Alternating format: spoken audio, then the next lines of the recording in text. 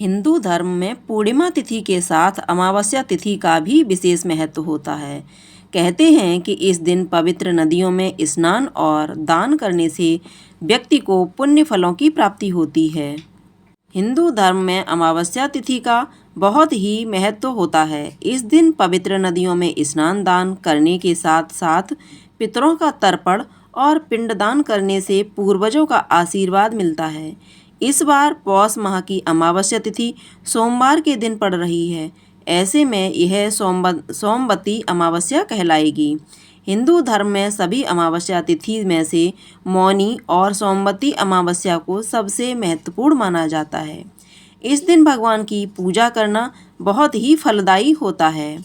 साल की आखिरी सोमवती अमावस्या तिथि 30 दिसंबर सोमवार को है। उस दिन पौष अमावस्या होगी। तीसरी सोमवती अमावस्या 30 दिसंबर को सुबह 4:01 से लेकर 31 दिसंबर को सुबह 3:56 तक रहेगी। पौष माह की सोमवती अमावस्या के दिन स्नान दान के लिए ब्रह्म मुहूर्त की शुरुआत सुबह 5:24 से सुबह 6:19 पर समाप्त हो जाएगी। वहीं इस दिन अभिजीत मुहूर्त दोपहर 12:03 से दोपहर 12:45 तक रहेगा। वृद्ध योग सुबह से लेकर रात 8:32 तक रहेगा। पौष माह यानी साल की आखिरी अमावस्या तिथि सोमवार के दिन पड़ने के कारण इसका महत्व और भी अधिक बढ़ गया है। सोमवती अमावस्या के दिन भगवान शिव और माता पार्वती की पूजा करना बहुत शुभ होता है, क्योंकि यह दिन भगवान शिव को समर्पित है।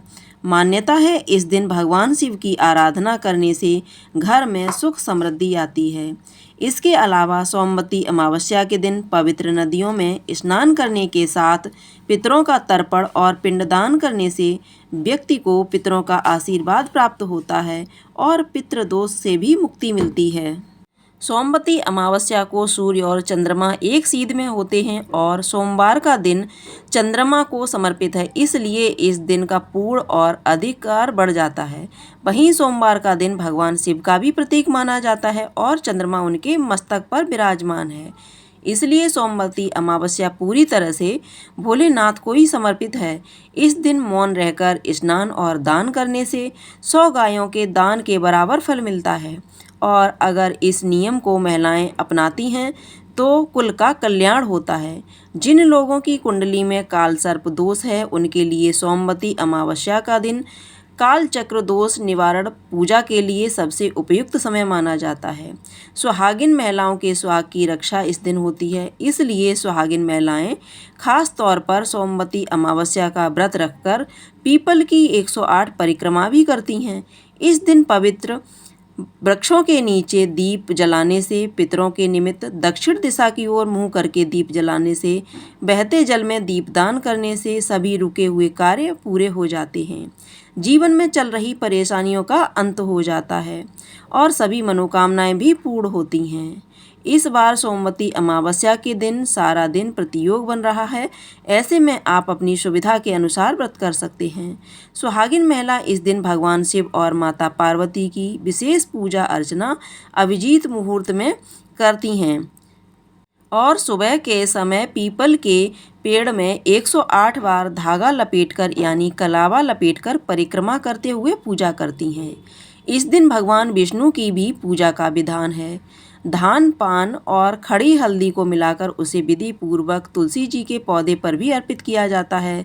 ऐसा करने से दुर्भाग्य भी सौभाग्य में बदल जाता है।